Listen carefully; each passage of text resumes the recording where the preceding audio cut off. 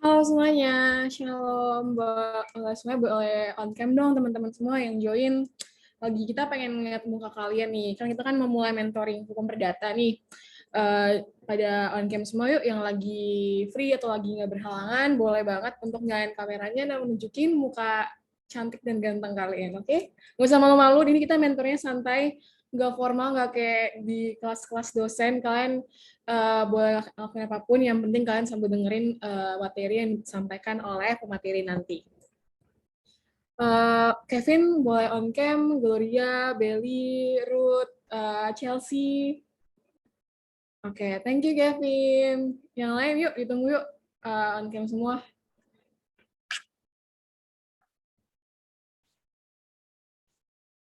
Oke, jadi teman-teman di sini tahu kan kalau misalkan hari ini kita mentoring ada mentoring hukum perdata. Nah, mentoring ini akan direcord dan akan di-share melalui Zoom dan juga bakal di-share ke YouTube. Jadi untuk teman-teman yang akan nonton YouTube nanti, tolong diperhatiin juga ya teman-teman. Oke, Chelsea, nggak apa-apa. Beda teman-teman tahu nggak, hari ini kita mentoring bakal disampaikan oleh Kak Ginora yang merupakan angkatan 2018 yang pastinya sangat berkompeten lah untuk membawakan materi hukum perdata pada hari ini. Ayo dong teman-teman, ditunggu on cam. Aku pengen lihat mukanya nih. Kalau misalkan nggak bisa on cam, bisa langsung chat aja, kasih tahu di kolom chat Zoom kayak Chelsea tadi. Oke, Kevin. Yang penting dengerin ya. Oke, karena udah jam 4:02, mungkin kita langsung mulai aja ya mentoring pemberita pada hari ini. Langsung saja aku bakal membuka dengan doa. Oke, Bella. Oke, teman-teman, mari kita bersatu dalam doa. Tuhan, terima kasih Tuhan atas berkatan-Mu dari pagi hari ini hingga sore hari. Tuhan, terima kasih Tuhan Engkau telah mengizinkan kami untuk mengikuti kelas tadi Tuhan, tadi pagi juga Tuhan. Terima kasih Tuhan Engkau telah mengizinkan kami untuk bangun dan melakukan aktivitas kami seperti biasa Tuhan. Terima kasih Tuhan Engkau telah memberikan kami kesempatan dan napas kehidupan Tuhan. Sekarang kami akan melakukan mentoring hukum perdata ya Tuhan. Berkatilah kami Tuhan supaya materi-materi yang disampaikan oleh pementor Tuhan bisa berguna Tuhan untuk perkuliahan kita Tuhan, supaya juga bisa menjadi pedoman Tuhan, supaya kami bisa menjadi lebih pintar Tuhan. Terima kasih ya Tuhan, izinkanlah kami untuk melakukan mentoring pertama pada hari Tuhan. Dalam nama Yesus kayak berdoa dan bersyukur, haleluya, amin. Oke, setelah kita melakukan doa pembuka, sekarang kita langsung saja mulai ke mentoring pemerintah pada hari ini. Kepada Kak Ginora, boleh dipersilakan untuk melakukan presentasi dan penjelasan mentoring hukum perdatanya. Oke, thank you, Hilda.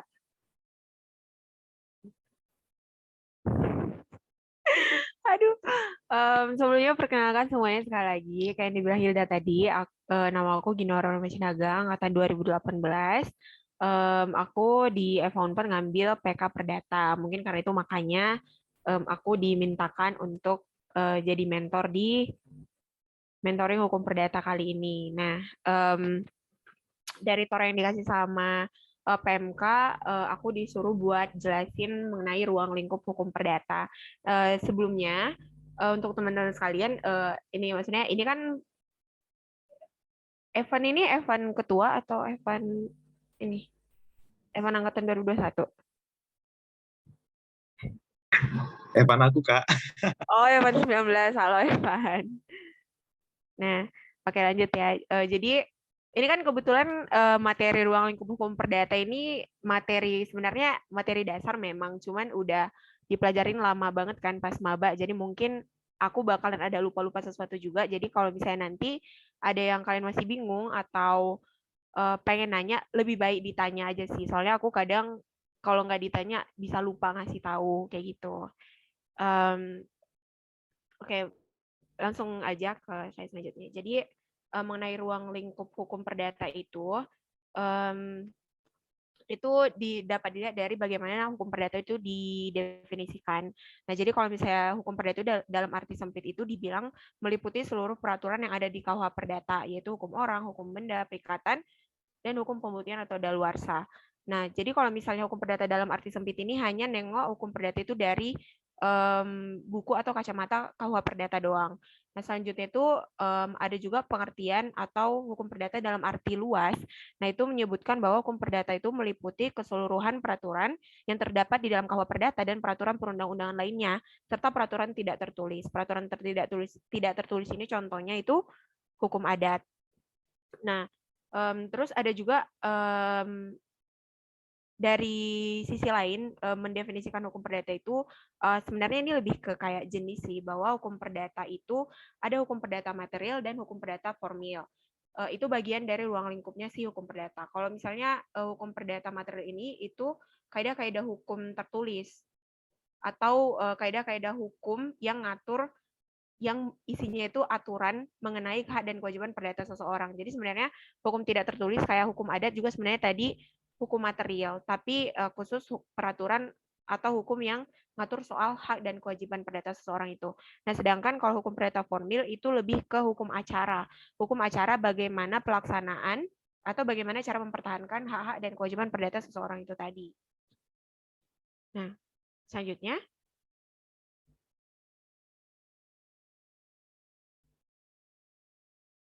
nah, itu ini bisa dilihat di layar teman-teman. Ada pembagian hukum perdata, pembagian penggolongan hukum perdata berdasarkan KUH Perdata dan berdasarkan keilmuan hukum. Nah, kalau berdasarkan kalau kitab undang-undang hukum perdata itu bisa dilihat kalau hukum perdata itu digolongkan ke dalam 4 buku, yaitu buku 1 tentang orang, buku 2 tentang benda atau kebendaan, dan buku 3 tentang perikatan, juga buku 4 itu tentang pembuktian dan daluarsa. Nah, selanjutnya penggolongan si hukum perdata ini berdasarkan keilmuan hukum itu ada membagi hukum perorangan, hukum keluarga, hukum harta kekayaan, dan juga hukum waris. Sebenarnya pembagian berdasarkan keilmuan hukum ini juga sebenarnya sama dengan hukum perdata, karena kalau misalnya di kitab undang-undang hukum perdata, hukum keluarga itu masuknya ke buku 1, yaitu tentang orang, karena ya namanya keluarga kan terdiri dari orang kan, nah makanya dia masuk ke tentang orang. Terus hukum harta kekayaan dan hukum waris itu di dalam KUH Perdata itu diatur dalam satu buku, yaitu buku tentang benda atau kebendaan. Cuman dalam pembahasan kali ini mungkin kita akan lebih membahasnya itu penggolongan ini lebih ke pembagian atau penggolongan berdasarkan keilmuan hukum. Selanjutnya.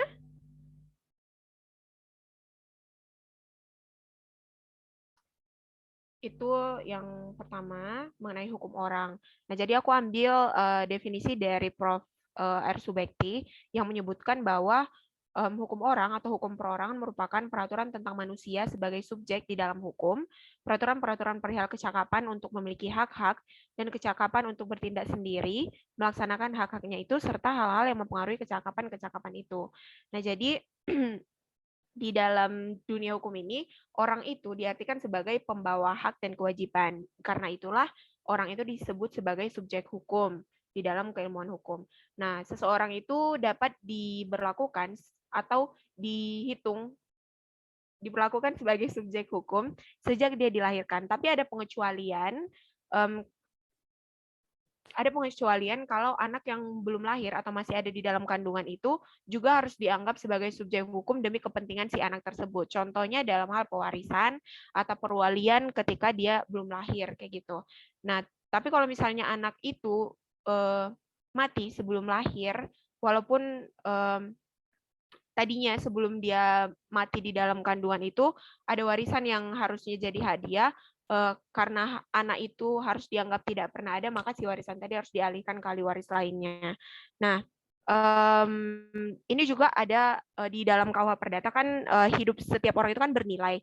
Jadi kalau misalnya anak itu matinya bukan di dalam kandungan, tapi gitu dia lahir, hanya bernafas sedetik terus dia mati, dia tetap dihitung sebagai subjek hukum dan mendapatkan hak-haknya, khususnya misalnya tadi kita bahas soal dalam pewarisan misalnya. Selanjutnya, itu ada mengenai kecakapan seseorang di dalam hukum. Nah, di KUH Perdata itu diatur kalau seseorang itu tidak cakap hukum, kalau belum dewasa, berada di bawah pengampuan, dan juga perempuan dalam perkawinan.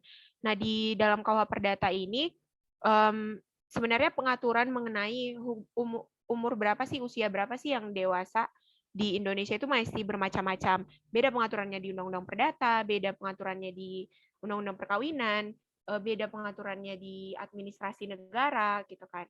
Jadi kayak kalau misalnya nih pembuatan KTP dan untuk pemilu umur 17 tahun udah dianggap dewasa. Jadi udah bisa, artinya udah punya hak untuk melakukan perbuatan hukum memilih gitu kan, memilih atau misalnya dalam pemilu untuk punya KTP yang gitu. Nah, terus di KUH Perdata sendiri sebenarnya secara umum itu di pasal 330 disebutkan kalau umur 21 tahun seseorang yang berumur 20 sebelum orang yang belum berumur 21 tahun dan belum menikah itu dianggap belum dewasa. Jadi dewasa berdasarkan KUH Perdata secara umum itu umur 21 tahun dan atau yang telah menikah, belum 21 tahun tapi sudah menikah. Nah, selanjutnya itu kalau misalnya nah di KUH Perdata sendiri juga diatur nih kalau untuk menikah, untuk dalam hal melakukan perbuatan menikah di pasal 29 KUH Perdata itu dibilang laki-laki umur 18 tahun dan perempuan umur 15 tahun itu sudah boleh menikah. Artinya kan kita kaitkan ke pasal 330 tadi kan disebutkan kalau udah menikah itu berarti udah dewasa. Nah, berarti kalau misalnya karena untuk kepentingan menikah ini, maka si KUH Perdata menghendaki kalau 18 tahun laki-laki dan 15 tahun perempuan kalau udah menikah mereka itu udah dewasa. Dan udah dewasa juga untuk melakukan pernikahan. Sedangkan kalau misalnya di Undang-Undang Perkawinan, itu ada perbedaan umur kedewasaannya untuk menikah yang diatur dari KUH Perdata. Jadi kalau misalnya di Undang-Undang Perkawinan, umur dewasa untuk melakukan perkawinan itu laki-laki 19 tahun dan perempuan itu 16 tahun. Kalau aku nggak salah ingat sebenarnya aturan di Undang-Undang Perkawinan ini udah diganti, khususnya kedewasaan laki-laki dan perempuan untuk melangsungkan pernikahan. Kalau nggak salah disetarakan laki-laki dan perempuan 19 tahun. Kalau nggak salah ya, boleh dicek lagi mungkin nanti sama teman-teman sendiri. Terus kalau KUH Perdata sendiri dalam hal atau kasus peristiwa hukum lainnya, yaitu soal waris, umur 18 tahun itu juga udah dianggap dewasa. Jadi kalau misalnya si anak itu udah umur 18 tahun, ahli waris umur 18 tahun, dia udah bisa menerima warisannya tanpa diwakilkan atau diwalikan oleh orang yang lebih dewasa. Ya, selanjutnya itu tidak cakap hukum kalau berada di bawah pengampuan. Pengampuan ini itu artinya orang yang sudah dewasa, tapi dianggap belum dewasa karena sedang sakit, dungu atau karena mata gelap atau orang boros. Pokoknya orang dewasa tapi nggak kurang kurang kurang cocok atau kurang pantas kita lihat atau diperlakukan sebagai orang dewasa karena penyakitnya atau perilakunya atau sifatnya yang kayak gitu. Terus akibat hukum dari si pengampuan ini itu tadi yang pertama adalah kalau ia disamakan dengan orang yang belum dewasa dan segala perbuatan hukum yang udah pernah dilakukannya itu harus batal demi hukum. Batal demi hukum, aku rasa teman-teman udah tahu kalau misalnya ada yang namanya batal demi hukum dan juga dapat dibatalkan. Kalau batal demi hukum itu artinya si perjanjian itu dianggap tidak pernah ada. Jadi kembali ke keadaan semula sebelum perikatan atau perjanjian itu atau perbuatan hukum itu sebelum perbuatan hukum itu dilakukan. Nah, selanjutnya itu ada perempuan di dalam perkawinan. Kalau perempuan dalam perkawinan ini di KUH Perdata itu diatur di pasal 108 sama 110 kalau perempuan yang sudah menikah itu tidak boleh melakukan perbuatan hukum sendiri. Jadi harus ada bantuan dan izin dari suaminya. Nah, cuman sejak dikeluarkannya SEMA nomor 3 tahun 63 terus ditegaskan juga di dalam Undang-Undang Perkawinan, sekarang itu ada namanya asas kesetaraan. Asas kesetaraan yang menyamakan kedudukan laki-laki dan perempuan di dalam perkawinan. Jadi, baik laki-laki maupun perempuan itu memiliki hak yang sama dan kedudukan yang sama untuk bertindak atas harta miliknya sendiri, harta miliknya masing-masing. Kecuali, misalnya kan dalam perkawinan itu ada yang namanya harta bersama suami istri, harta bersama dalam perkawinan. Kalau misalnya itu memang si istri harus mendapatkan izin dari suaminya selaku kepala keluarga untuk bertindak atas harta bersama mereka. Tapi untuk hak miliknya sendiri, misalnya harta bawaan dia sendiri, dia punya hak untuk bertindak atas itu sendiri. Selanjutnya, itu ada badan hukum. Badan hukum di hukum perdata itu juga dapat dianggap sebagai subjek hukum. Nah, badan hukum ini di samping manusia perorangan juga dianggap bertindak dalam hukum dan mempunyai hak-hak, kewajiban, dan perhubungan hukum terhadap orang atau badan hukum lainnya. Jadi ibaratkan orang, badan hukum ini juga dianggap sebagai subjek hukum. Nah, tapi ada syarat-syarat supaya si badan hukum ini dapat disahkan sebagai badan hukum yang dapat bertindak sebagai subjek hukum, yaitu adanya harta kekayaan yang terpisah dari harta kekayaan masing-masing atau orang perorangan yang bertindak di dalam badan hukum itu, terus adanya suatu tujuan tertentu badan hukum ini diberdirikan, terus adanya kepentingan tersendiri dari sekelompok orang. Jadi mereka punya kepentingan yang bersama untuk mendirikan si badan hukum ini di samping kepentingan mereka masing-masing. Nah, terus adanya juga organisasi yang teratur. Nah, si badan hukum ini dapat diberlakukan sebagai subjek hukum sejak dan harus disahkan oleh undang-undang sebagai badan hukum. Dan bakalan berakhir kalau si badan hukum ini berakhir atau dinyatakan valid oleh pengadilan. Selanjutnya. Nah, selanjutnya itu hukum keluarga. Hukum keluarga merupakan keseluruhan ketentuan yang mengatur hubungan hukum yang bersangkutan dengan kekeluargaan sedarah atau kekeluargaan karena perkawinan. Nah, kalau misalnya bicara hukum keluarga ini memang pada akhirnya bakalan lebih banyak bahas soal perkawinan dan si akibat-akibat dari perkawinan. Misalnya kayak setelah adanya perkawinan itu maka akan timbul juga yang namanya kekuasaan orang tua, perwalian, pengampuan tadi, dan hal-hal yang berkaitan lainnya yang timbul dari perkawinan atau keluarga. Karena gimana pun sebuah keluarga itu terbentuk kan karena terjadinya suatu perkawinan. Nah, sebuah keluarga terbentuk antara laki-laki sama perempuan, melangsungkan perkawinan, membentuk keluarga 2 orang, terus lahir. Nah, itulah keluarga kalau misalnya sedarah maksudnya. Anak yang lahir dari hasil perkawinan tadi. Nah, bicara soal perkawinan, pasal 1 ayat 1 Undang-Undang Perkawinan ini menyebutkan bahwa perkawinan adalah karena lahir batin antara seorang pria dan wanita sebagai suami istri dengan tujuan membentuk keluarga atau rumah tangga yang bahagia dan kekal berdasarkan ketuhanan yang Maha Esa. Jadi emang kalau misalnya bicara hukum keluarga, nggak bakalan jauh-jauh dari perkawinan. Nah, selanjutnya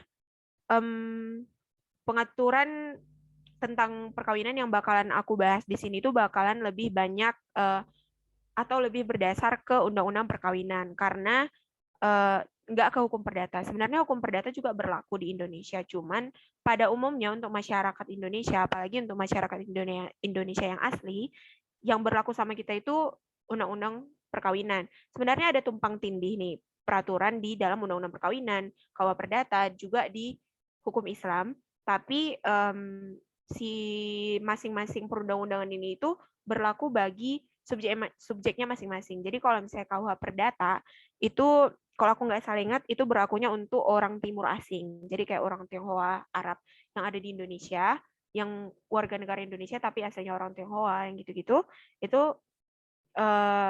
berlakunya ke mereka itu peraturan berdasarkan KUH perdata. Nah, sedangkan untuk kita yang masyarakat pribumi orang Indonesia asli itu berlakunya undang-undang perkawinan. Nah, tapi ada juga berlaku kan perkawinan berdasarkan hukum Islam itu bagi masyarakat Indonesia yang beragama hukum Islam wajib diberlakukan hukum Islam kan. Nah terus juga di samping ini sebenarnya tetap berlaku juga hukum adat atau hukum yang tidak tertulis. Tapi pada dasarnya kembali lagi kita masyarakat Indonesia lebih tunduknya itu ke Undang-Undang Nomor 1 Tahun 1974 ini atau Undang-Undang Perkawinan. Nah jadi di dalam Undang-Undang Perkawinan itu diatur kalau di dalam terjadinya suatu perkawinan itu harus diterapkan yang namanya asas monogami dalam perkawinan. Asas monogami itu singkatnya artinya itu adalah bahwa seorang laki-laki itu harus dan hanya boleh memperistrikan 1 orang. Nah, tapi baik di KUH perdata, baik di Undang-Undang Perkawinan dan baik di hukum Islam membuat pengecualian terhadap asas monogami ini, bahwa seorang laki-laki itu bisa beristri lebih dari 1 asalkan atau dengan syarat mendapat izin dari istri pertamanya atau dari istri yang sebelumnya atau dari istri-istrinya yang sudah ada. Nah, juga kayak ada juga syarat kalau misalnya si istrinya yang pertama ini ternyata nggak bagus mengurus rumah tangganya, atau karena si istrinya yang pertama ini cacat atau tidak dapat melahirkan, nggak bisa memberikan keturunan. Alasan-alasan yang kayak gitu bisa dibenarkan untuk seorang laki-laki itu bisa beristri lebih dari 1 atau mengesampingkan asas monogami dalam perkawinan ini. Terus juga selanjutnya itu ada syarat sahnya perkawinan. Nah, syarat sahnya perkawinan ini sebenarnya dalam undang-undang perkawinan itu diaturnya singkat aja. Yaitu perkawinan itu sah, dikatakan sah apabila dilaksanakan berdasarkan hukum masing-masing agama dan kepercayaan dari pihak yang menikah. Jadi kalau misalnya di Indonesia perkawinan itu harus dilakukan berdasarkan agamanya dulu. Nah, selain dilaksanakan berdasarkan ketentuan hukum agamanya, pernikahan di Indonesia itu supaya sah secara hukum di mata hukum harus dicatatkan di kantor catatan sipil untuk yang non-muslim, dan untuk yang muslim itu dicatatkan di KUA. KUA kan? Iya, iya di KUA. Nah, kalau misalnya nikahnya di luar negeri, orang nikahnya di luar negeri itu minimal setahun sejak pernikahan itu terjadi, paling lama 1 tahun. Paling lama 1 tahun itu di Indonesia harus udah dicatatkan kalau mereka kembali ke Indonesia atau tetap jadi warga negara Indonesia. Jadi kalau misalnya mereka nggak mencatatkan perkawinannya setelah 1 tahun, maka perkawinannya bisa nggak dihitung secara hukum di Indonesia atau tidak dibenarkan secara hukum di Indonesia. Nah, sebenarnya kalau misalnya pernikahan ini bisa sih hanya dilaksanakan berdasarkan agama doang. Tapi kalau misalnya nggak dicatatkan, berarti kan nggak sah nih secara hukumnya di Indonesia. Kalau misalnya nggak dicatatkan perkawinan itu secara hukum di Indonesia, bakalan ada banyak kerugian. Apalagi berkaitan sama hak-hak hukum dari mereka sebagai suami istri dan juga anaknya nanti di kemudian hari. Jadi hukum nggak akan bisa melindungi hak-hak istri dan juga anak yang lahir dalam perkawinan itu kalau misalnya perkawinan mereka itu tidak dicatatkan di negara dan sah secara hukum. Selanjutnya itu di dalam perkawinan di Indonesia, baik di KUHP, Undang-Undang Perkawinan sama di hukum Islam, itu ada mengatur soal perjanjian kawin. Nah, sebenarnya aku pribadi agak mempertanyakan urgensi dari perjanjian kawin ini sih, apalagi untuk orang Indonesia yang tunduknya itu di bawah Undang-Undang 1/1974 atau Undang-Undang Perkawinan. Jadi kan kalau misalnya sebenarnya nggak ada pengaturan tertentu kalau misalnya perjanjian kawin itu hanya tentang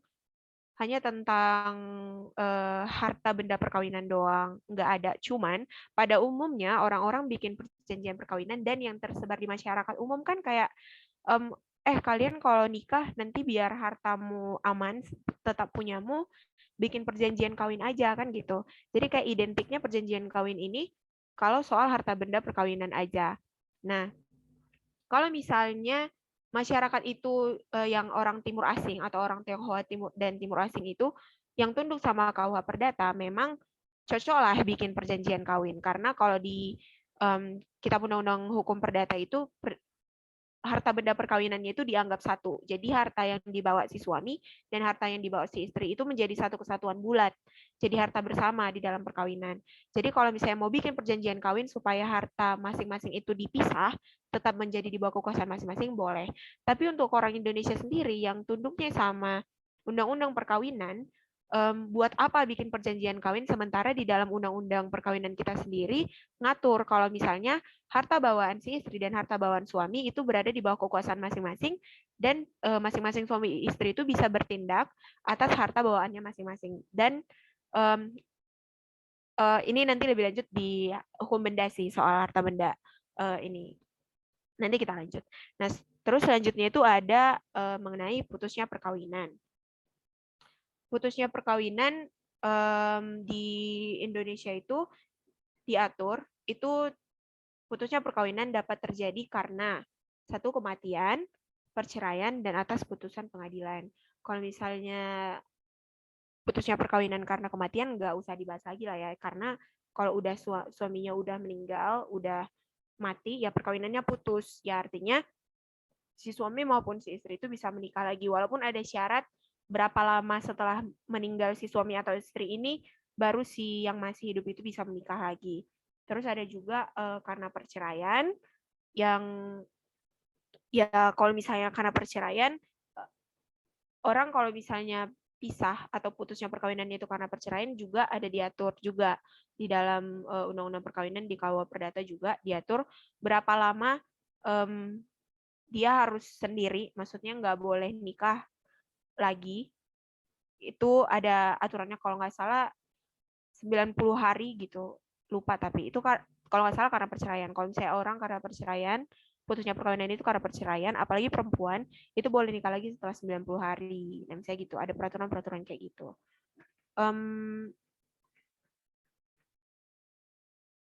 Lanjut aja. Nanti kalau misalnya ada yang kurang jelas, boleh ditanya aja ya. Oke, selanjutnya itu mengenai hukum benda.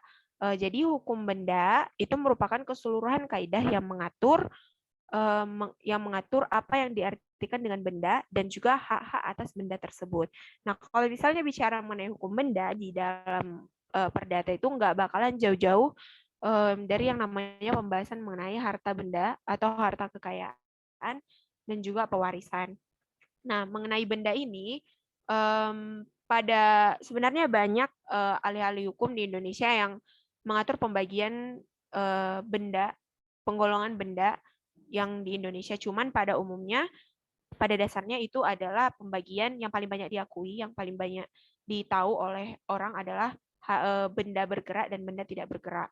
Benda bergerak itu adalah benda-benda yang karena sifatnya atau karena penetapan undang-undang itu dinyatakan sebagai benda bergerak.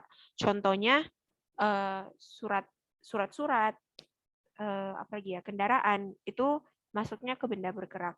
Jadi walaupun si benda itu benda mati nih, tapi kan oleh kita bisa dipindahkan. Misalnya kayak handphone itu dia memang benda mati, nggak bisa bergerak sendiri, tapi kita bisa gerakin. Nah itu dianggapnya benda bergerak, dapat berpindah, bisa berpindah gitu kan. Terus kalau misalnya benda tidak bergerak itu ya benda yang memang nggak bisa berpindah. Contohnya kayak tanah, bangunan, nah yang kayak gitu benda tidak bergerak. Enggak selanjutnya. Oke. Jadi kalau misalnya yang kayak aku bilang tadi bicara hukum benda kan bicara juga tentang harta kekayaan. Nah, kalau harta kekayaan pasti nggak jauh-jauh juga yang namanya dari pewarisan atau si harta benda pernikahan, perkawinan, harta benda perkawinan. Belum. Oke. Nah, jadi soal harta benda perkawinan ini kayak yang aku udah jelasin sebelumnya, itu harta menurut undang-undang perkawinan itu harta benda perkawinan itu ada harta bawaan, harta bersama, dan harta warisan. Harta bawaan itu harta yang kita bawa ke dalam pernikahan pada saat kita menikah. Pada saat kita nikah, kita lagi pegang harta seberapa banyak nih. Misalnya aku bawa harta itu sebesar 300 juta, si suamiku bawa 200 juta. Nah, harta bawaan itu harta bawaanku dan aku berkuasa sendiri atas harta bawaanku itu 300 juta, suamiku berhak sendiri untuk melakukan perbuatan hukum atas hartanya 200 juta tadi. Nah, harta yang kedua tadi harta bersama. Harta bersama itu harta yang diperoleh suami istri ini di dalam perkawinannya atau harta yang diperoleh mereka sejak pernikahannya dilangsungkan atau saat pernikahannya dilangsungkan dan saat dalam masa perkawinannya. Terkait harta bersama ini, suami dan istri itu mempunyai hak yang sama atas si harta benda mereka bersama ini. Jadi kalau misalnya mau melakukan perbuatan hukum untuk harta bendanya ini, harus ada kesepakatan antara mereka berdua. Jadi nggak boleh salah satu bertindak sendiri. Terus selanjutnya itu yang ketiga tadi yang aku bilang itu ada yang namanya harta warisan. Nah, harta warisan ini sebenarnya kedudukannya sama kayak harta bawaan di dalam perkawinan, yaitu orang yang menerima warisan itu berhak bertindak sendiri untuk warisannya. Itu maksudnya hartanya dia. Jadi cuman kenapa dipisahkan ada harta bawaan dan harta warisan, karena harta bawaan kan udah kita bawa waktu kita menikah. Udah kita bawa, udah ada sama kita waktu kita menikah. Sedangkan harta warisan beda-beda nih kondisinya. Memang ada orang yang dia belum menikah, tapi karena misalnya orang tuanya udah meninggal, jadi dia udah menerima warisan. Nah, tapi pada umumnya kan banyak kan harta warisan itu diterima waktu kita udah pada nikah nih, udah nikah, terus orang tua kita meninggal, terus ada pembagian warisan, disitulah kita baru nerima warisannya kan. Jadi warisan yang kita terima, walaupun kita sudah menikah, itu maksudnya ke harta kita pribadi yang nggak bisa dicampuri urusannya sama suami atau istri kita. Jadi kita bertindak sendiri, bebas bertindak sendiri atas harta itu. Apa ya? Oke. Aku tadi udah bilang. Oke. Nah, kalau misalnya di Kitab Undang-Undang Hukum Perdata itu mengaturnya agak beda dari undang-undang perkawinan, karena kalau di KUH Perdata yang kayak aku bilang tadi, harta benda, baik harta bawaan, harta yang mereka terima saat pernikahannya, itu dan harta warisan itu masuknya ke harta bersama. Dan kalau misalnya terjadinya perceraian, harta benda perkawinan kalau menurut Kitab Undang Hukum Perdata yang dijadi satu kesatuan bulat tadi, kalau cerai itu harus dibagi 2 rata. Nah, jadi agak gak adil sih ya sebenarnya. Nah, terus kalau misalnya berdasarkan berdasarkan undang-undang perkawinan, kalau misalnya terjadi perceraian, maka si suami bawa harta bawaannya atau harta warisannya sendiri, si istri juga bawa harta bawaan dan harta warisannya sendiri, dan harta bersama mereka lah yang harus dibagi 2 sama rata. Sebenarnya sih pengaturannya kayak gitu. Untuk selanjutnya, harta benda mengenai pewarisan, yang kalau misalnya dalam pewarisan itu, kalau misalnya di Kitab Undang-Undang Perdata kan gampang nih, harta benda perkawinan yang diwariskan ke anaknya, ya harta benda perkawinan si bapak ibunya yang udah jadi satu tadi itu diwariskan ke anak-anaknya. Tapi kalau misalnya yang in case-nya kayak diatur sama Undang-Undang Perkawinan, karena ada harta bawaan istri, ada harta bawaan suami yang terpisah, itu pewarisannya itu ya terserah sama si yang punya harta itu, sama si pewarisnya. Dia ngasih warisan itu ke anaknya sepenuhnya, atau dikasih ke suami istri atau ke suami atau istrinya yang masih hidupkah juga, dibiarkan berkuasa dulu baru dibagikan ke anaknya kalau dia udah meninggal juga, dan macam-macam gitu. Jadi kalau soal pewarisan di Indonesia memang banyaknya, sebenarnya ada nih diatur kalau ahli warisnya itu anaknya, tapi balik lagi ada yang namanya pewarisan yang berdasarkan wasiat kan. Jadi si pewarisnya boleh menentukan dia mau ngasih harta warisannya ke siapa. Cuman bedanya di Kitab Undang-Undang Hukum Perdata itu ada batasan untuk ngasih warisan. Itu nggak boleh dari 1/3 dari yang diterima oleh si ahli waris. Itu namanya legitim porsi. Selanjutnya,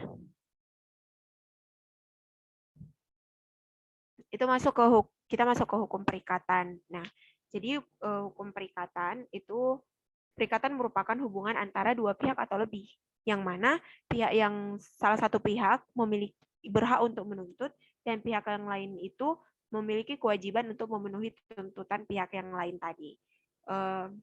Selanjutnya, nah di Indonesia perikatan itu bersumber dari sumber perikatan di Indonesia itu ada yang dari perjanjian dan ada yang dari undang-undang. Perikatan berdasarkan perjanjian itu perikatan yang timbul karena adanya suatu perjanjian antara pihak yang satu dengan yang lain. Misalnya kayak perjanjian utang piutang, perjanjian jual beli, perjanjian sewa menyewa, dan sebagainya. Nah, terus ada juga sumber perikatan berdasarkan undang-undang. Perikatan berdasarkan undang-undang ini contohnya itu hak alimentasi. Kalau misalnya teman-teman belum tahu, hak alimentasi itu hak yang timbul, itu timbal balik antara anak dengan orang tua, itu hak untuk menafkahi. Jadi kalau misalnya waktu anak itu masih umur dia butuh dinafkahi, orang tuanya wajib menafkahi anaknya, dan si anak berhak dinafkahi oleh orang tuanya. Tapi ketika anak itu sudah dewasa, sudah udah berpenghasilan atau dapat memberi nafkah, dan orang tuanya udah di keadaan tidak mampu lagi mencari nafkah, maka si anak juga berkewajiban untuk menafkahi orang tuanya, dan orang tuanya berhak untuk dinafkahi oleh anaknya. Nah, itu misalnya kalau yang timbul dari undang-undang. Selanjutnya, ada apa lagi? Oke. Jadi setelah adanya perikatan tadi di Indonesia ini, di KUH Perdata di pasal 1381 itu ada mengatur soal terhapusnya perikatan. Nah, itu ada 10 kalau nggak salah, 1, 2, 3. Ya, ada 10 alasan suatu perikatan itu dapat terhapus. Yaitu yang pertama karena pembayaran. Jadi ini contohnya ya kasus yang gampang, utang piutang. Jadi kalau misalnya utangnya udah dibayarkan, maka perikatannya terhapus, artinya perikatannya selesai. Nah, terus yang kedua ada penawaran pembayaran tunai diikuti penyimpanan atau penitipan. Ini tuh kayak misalnya kita bikin perjanjian pembayaran utang piutang, kita janjinya pembayarannya dilakukan berangsur selama 1 tahun tiap bulan selama 1 tahun, dan tiap bulan bayarnya 30 juta. Nah, tapi di bulan ketiga aku udah bisa lunasin sampai lunas gitu kan. Tapi orang yang minjemin atau yang ngutangin ke aku itu nggak mau dibayar langsung lunas. Nah, aku bisa karena aku udah menawarkan pembayaran tunai dan si pembayaranku kutitip di notaris misalnya atau di pengadilan untuk pembayaran utang, maka si perjanjian ini tuh pun harus dihapuskan karena aku udah bayar tunai tapi kutitipkan di notaris atau di pengadilan yang kayak gitu. Terus ada pembaruan utang. Itu pembaruan. Jadi kalau misalnya sebelumnya kita udah punya perjanjian utang piutang, tapi karena aku ngutang lagi dan nambah, kita bikin perjanjian baru aja. Nah, jadi si perikatan yang timbul karena perjanjian yang sebelumnya itu harus terhapuskan karena udah timbul perikatan dari perjanjian yang baru gitu. Terus ada juga hapusnya perikatan karena perjumpaan utang. Ini perjumpaan utang ini contohnya kayak si A ngutang sama si B, tapi si B juga punya utang sama si A.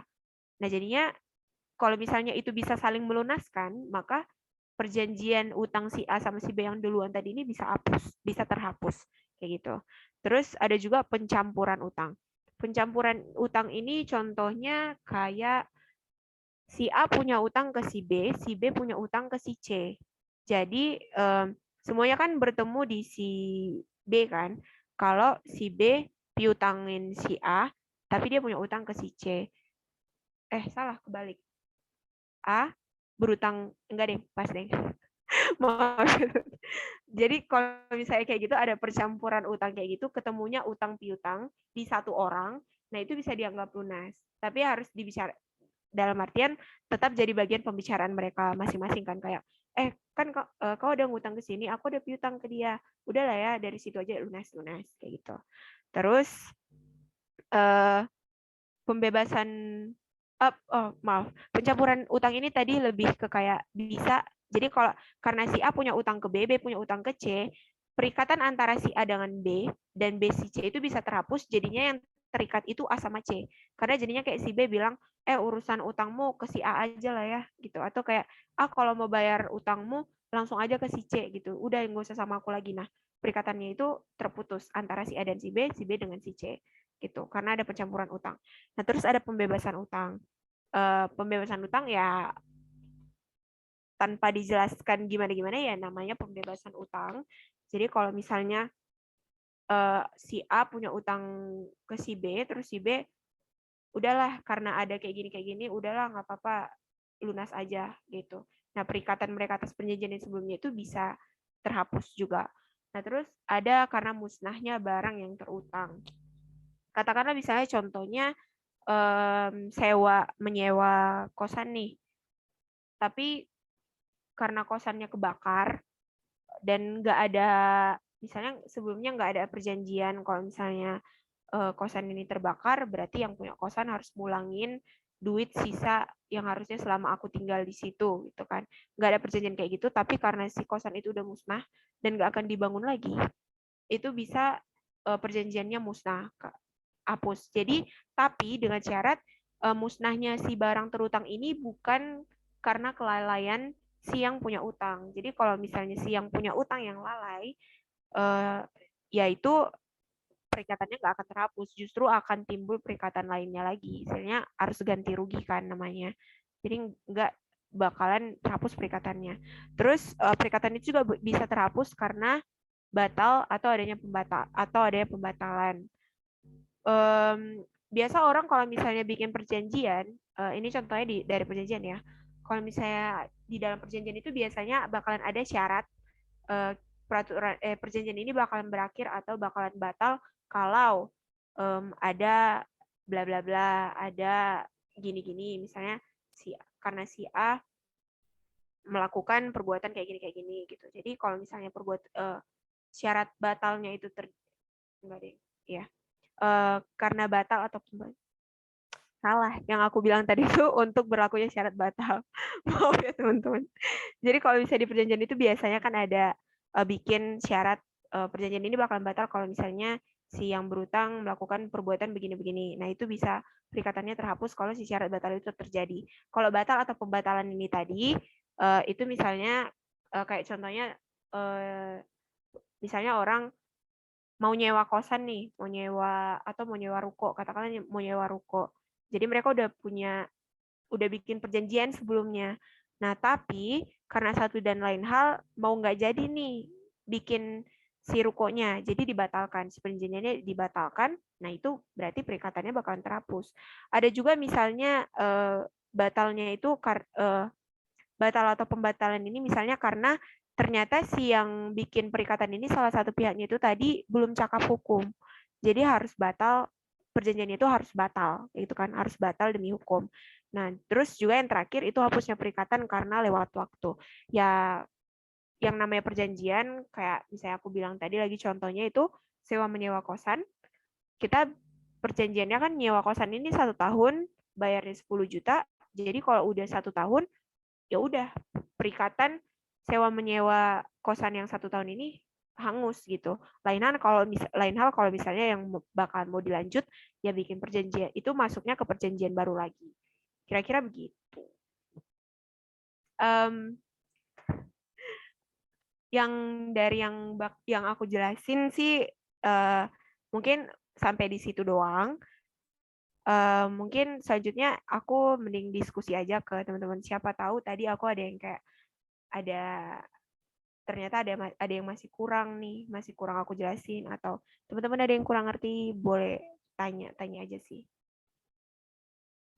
Bener banget nih untuk teman-teman semua yang mungkin masih kepo atau masih bingung sama penjelasan tadi, boleh banget untuk langsung tanya ke Kak Ginora. Kalau misalkan nggak bisa on mic, bisa langsung taruh pertanyaannya di kolom chat Zoom, atau enggak kalau misalkan kalian malu-malu bisa langsung kirim pertanyaannya ke aku biar aku bacain. Oh, udah ada Fadli nih yang resen. Boleh banget, Fadli mau on mic atau gimana?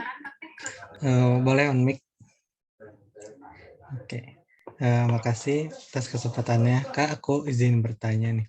Seandainya tuh orang tua tuh punya banyak hutang, nah apakah perlu membuat surat putus waris, Kak? Terima kasih, Kak.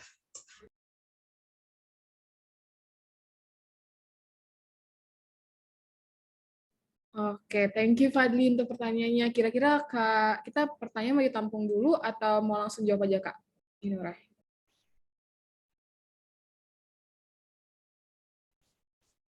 Masih off mic Kak.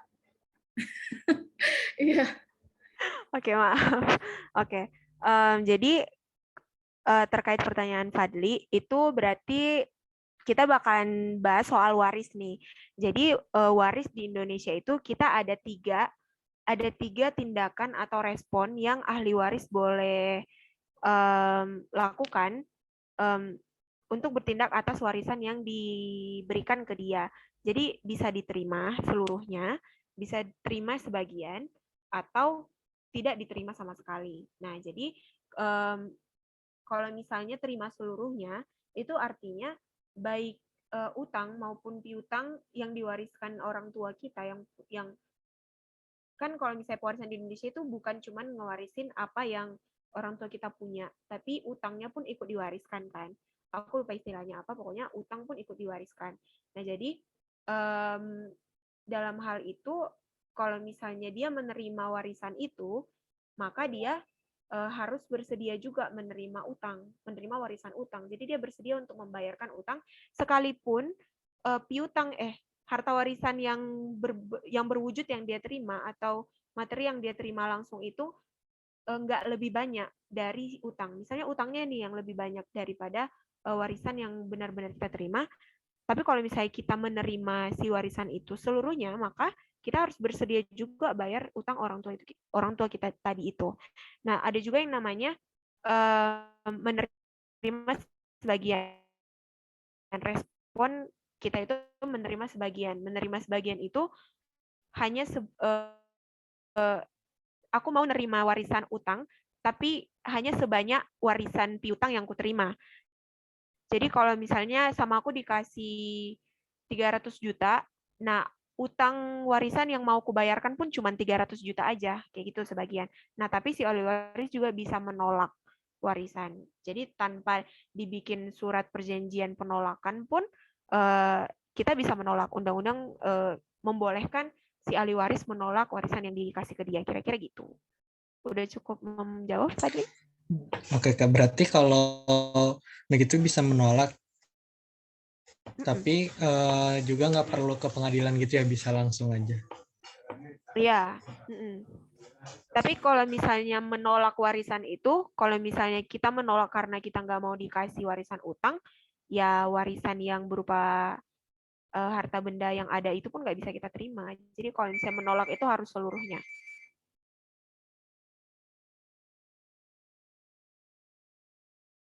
Sebentar ya teman-teman.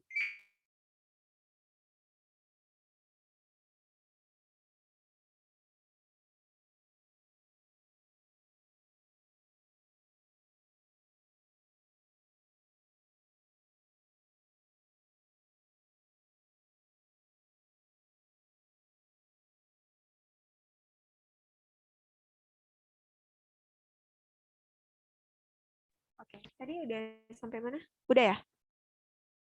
Udah, Kak. Terima kasih. Oke, oke, lanjut aja. Oke, thank you Fadli untuk pertanyaannya.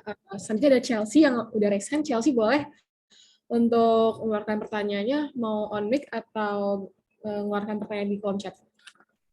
Langsung aja kayaknya. Bukan nanya sih, ya langsung aja.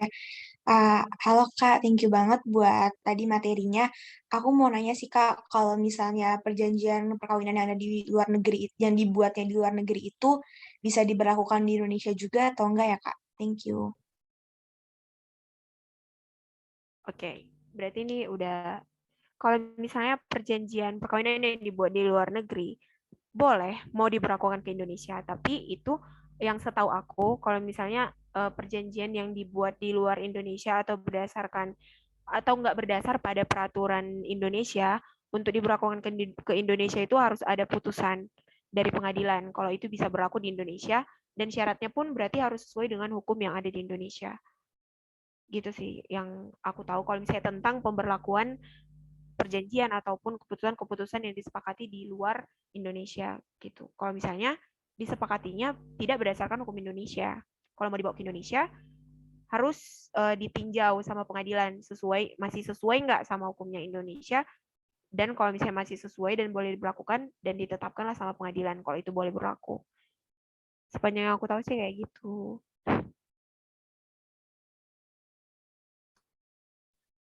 Aku ada follow up question, boleh nggak ya Kak?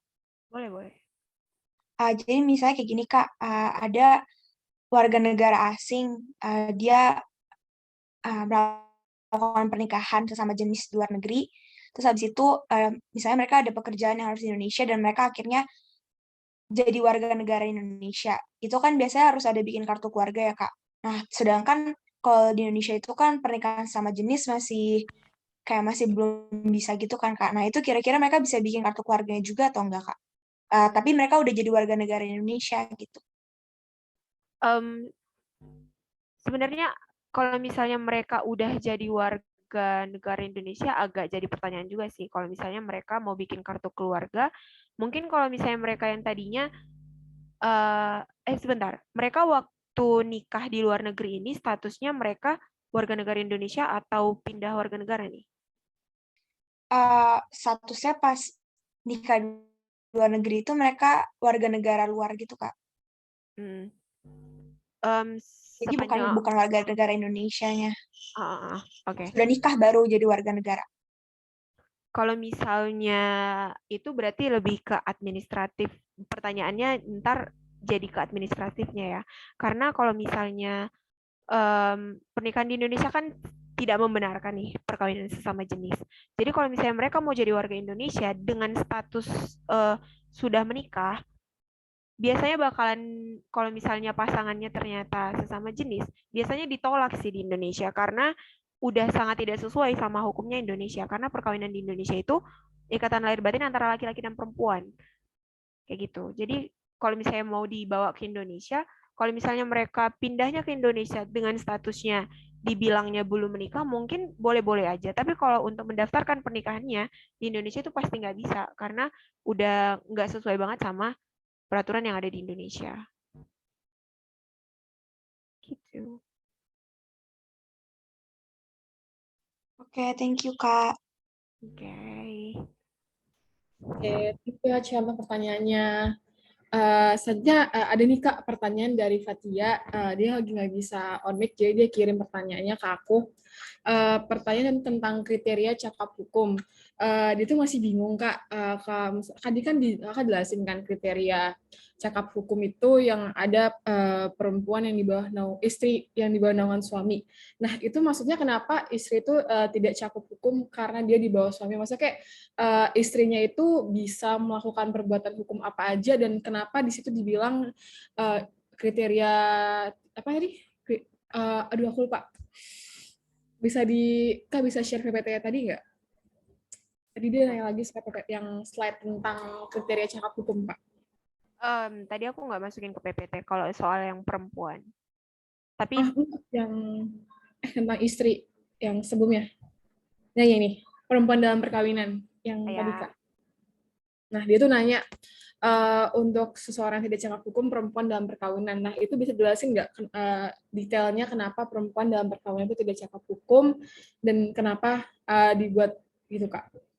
Itu sih pertanyaan. Oke. Jadi ini kan berdasarkan KUHP Perdata ya.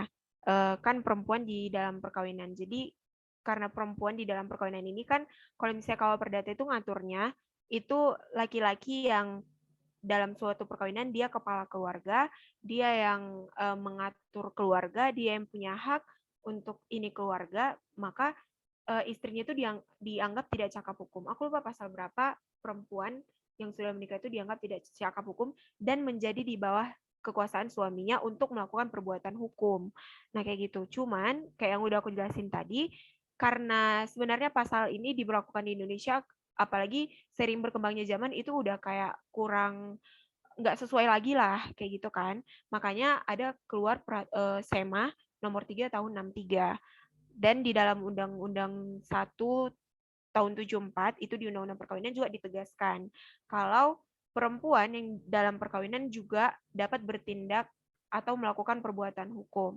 Nah, khususnya untuk kalau misalnya dalam perkawinan itu bisa juga melakukan perbuatan hukum untuk harta bawaannya sendiri karena Undang-Undang Perkawinan ngatur kalau harta bawaan suami dan istri itu terpisah di dalam perkawinan. Nah, kayak gitu makanya udah diperbarui lah istilahnya peraturannya ini. Oke Kak, ini ada follow up question lagi dari Fatia. Dia nanya, kalau gitu istri itu cuma cakap bertindak hukum tuh dalam hal apa aja ya? Kayak dia bisa melakukan perbuatan tindakan hukum tuh apa aja? Misalkan dia ternyata bisa melakukan perbuatan hukum kalau misalkan dalam perkara pidana dia mau menuntut perceraian perkawinan. Nah, selain itu ada apa aja, Kak?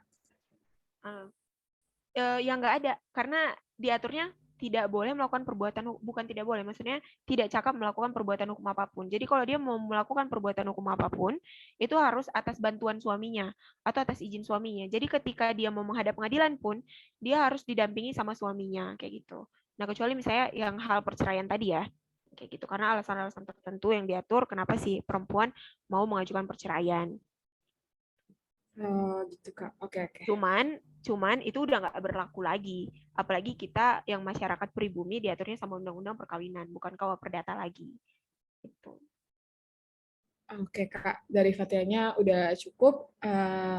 Langsung saja ada pertanyaan selanjutnya dari Ruth Isabella, udah resign. Boleh Ruth untuk mengeluarkan pertanyaannya? Oke, jadi thank you Kak Ginora, thank you Hilda. Pertanyaan aku sebenarnya agak mirip sama pertanyaan Fatia sih Kak. Nah, jadi kan waktu kelas hukum perdata, dosen aku pernah ngajarin kalau salah satu penyebab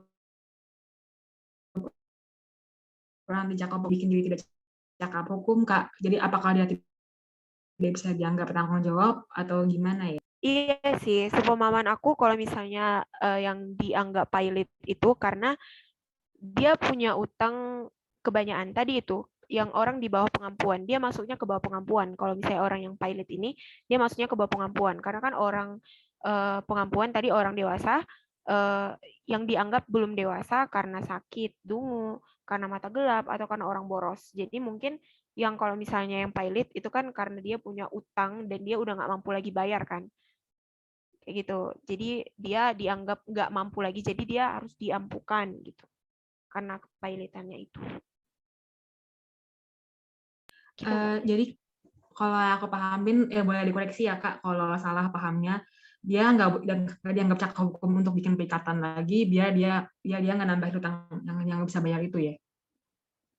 Iya, kira-kira sebenarnya begitu. Jadi dia diletakkan di bawah pengampuan. Oke, Karena makasih Kak Dinora. ya, soalnya kalau pengampuan ini juga sebenarnya pengampuan itu bisa berakhir kalau misalnya alasan-alasan terjadinya pengampuan itu udah hilang. Misalnya kayak tadi dia udah, karena waktu selama dia di bawah pengampuan, dia misalnya bikin usaha, buka usaha, ngumpulin duit kayak sebanyak-banyaknya, terus akhirnya utang-utang yang sebelumnya itu udah bisa dia bayarkan, dan dia kayak udah punya modal, udah dianggap mampu untuk membuka usaha yang baru lagi, kayak gitu, ya pengampuannya bisa dihapuskan. Pengampuan bisa dihapuskan. Tadi belum aku sampaikan. Gitu.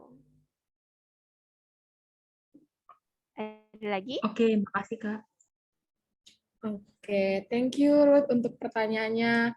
Terakhir ada pertanyaan lagi nih dari Pana. Dia juga lagi ada masalah sinyal, jadi dia nggak bisa on cam dan on mic, jadi dia langsung mengirimkan pertanyaan ke aku. Pertanyaan itu gini, tadi kan kakak jelasin tentang hukum perikatan nih. Dia tuh masih bingung, kakak bisa jelasin nggak apa saja sih alasan sebab putus atau berakhirnya perikatan itu? Oke. Alasan sebab putusnya perikatan itu yang kayak tadi, itu ada 10. Ini jelasin ulang nih. Oke.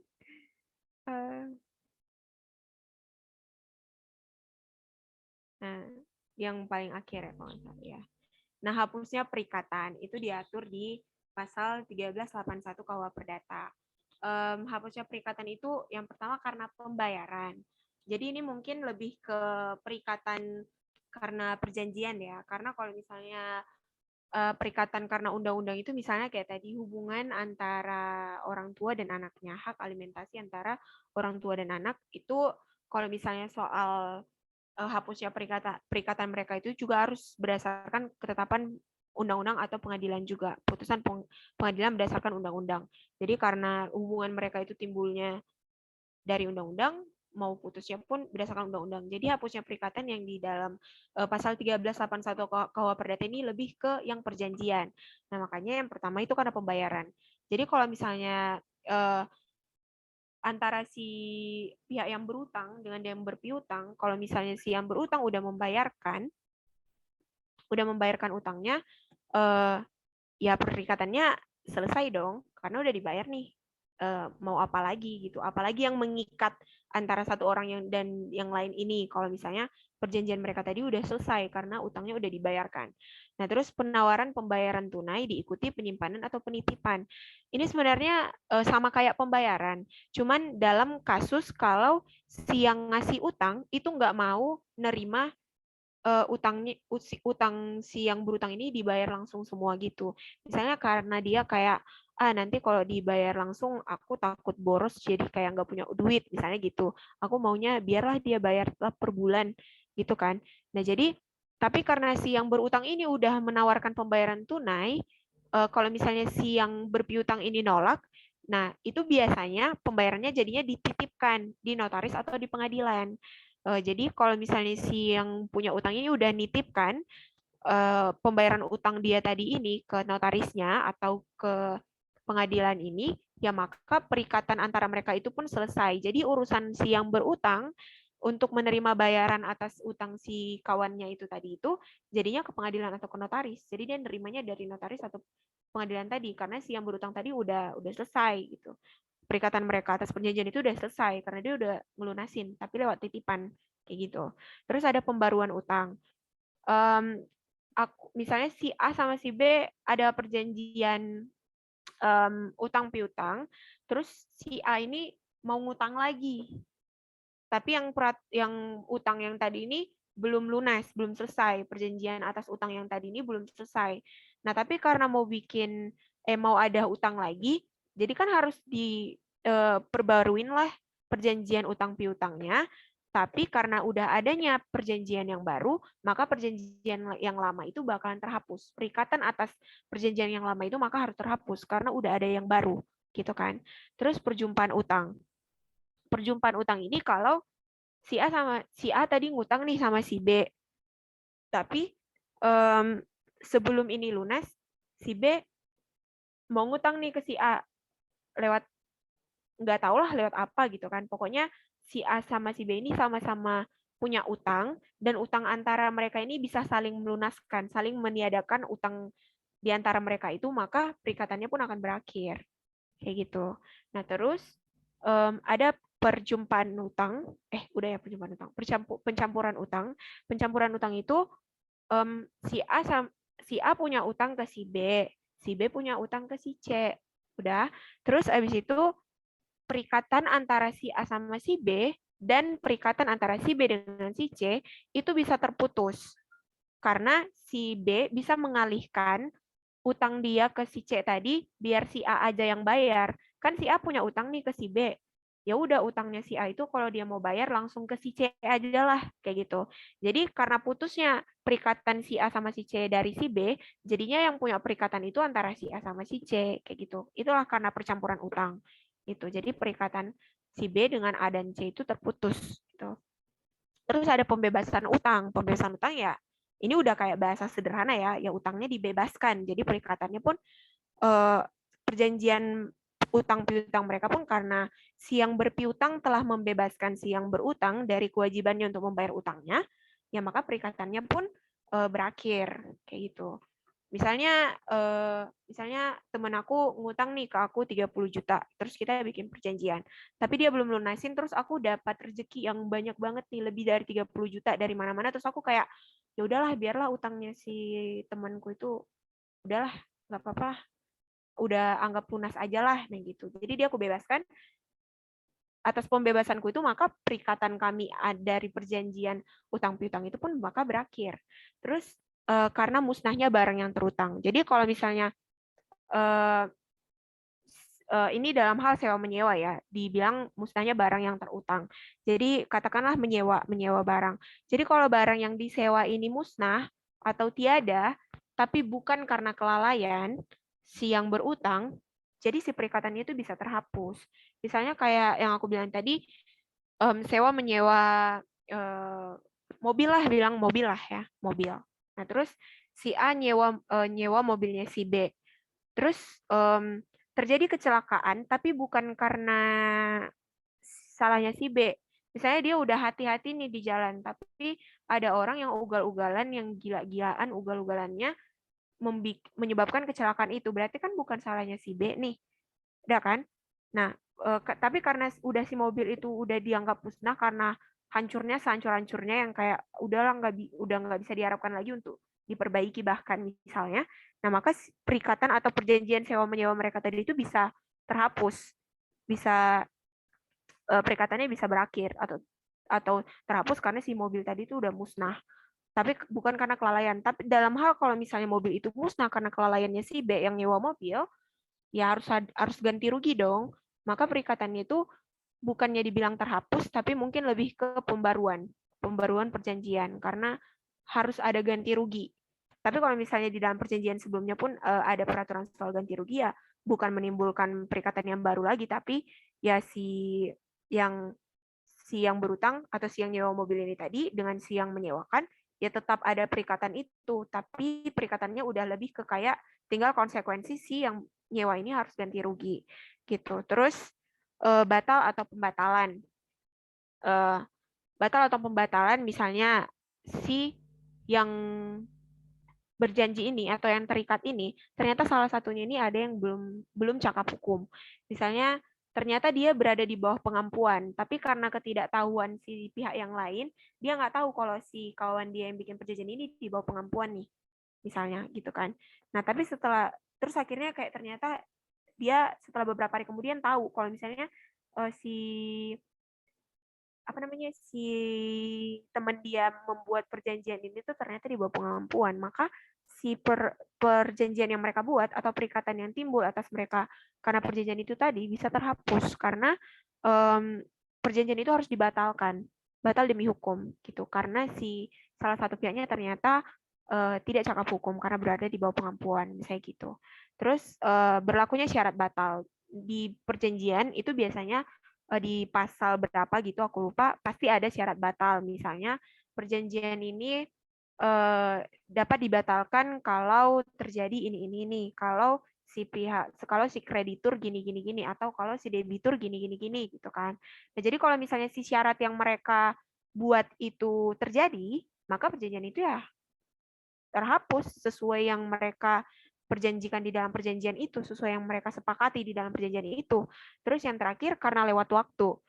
Ya karena udah habis waktu atau masa jangka waktu perjanjiannya, maka si perikatan itu terhapus.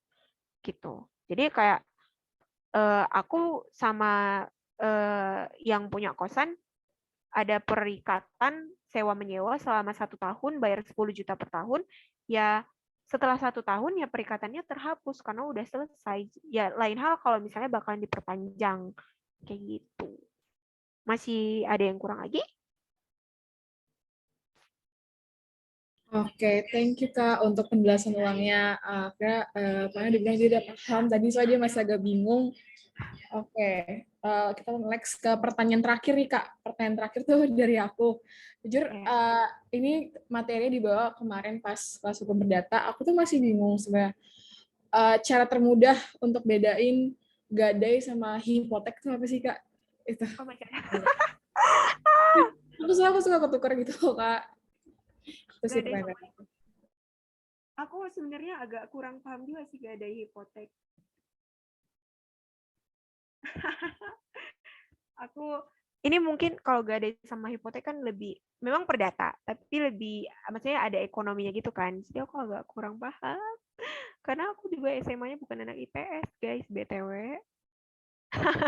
Ya, jadi kayaknya kalau yang ini aku kurang bisa jawab deh. Aku lupa juga soalnya. Dulu sempat udah paham tapi lupa ya namanya karena nggak pernah dibahas lagi. Jadi lupa.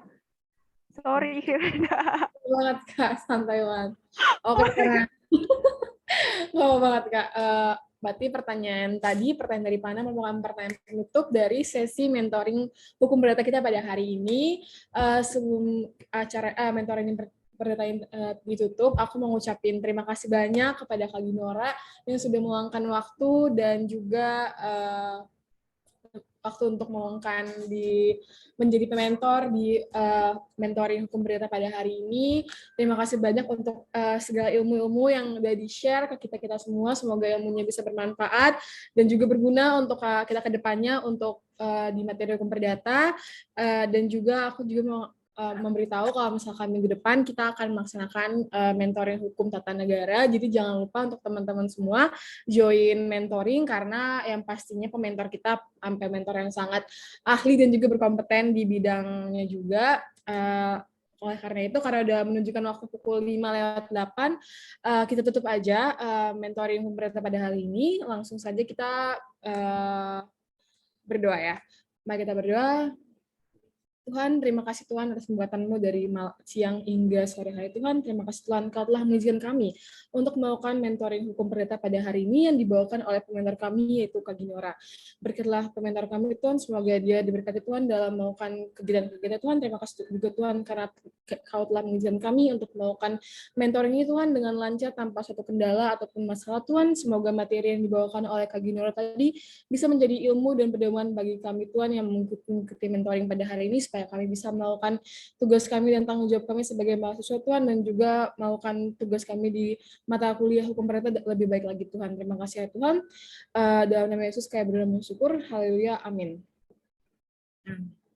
Oke, terima kasih semuanya udah menyempatkan waktu dan tempatnya untuk dan juga meluangkan waktunya untuk join di mentoring hukum perdata. Udah boleh live ya teman-teman semua. Thank you.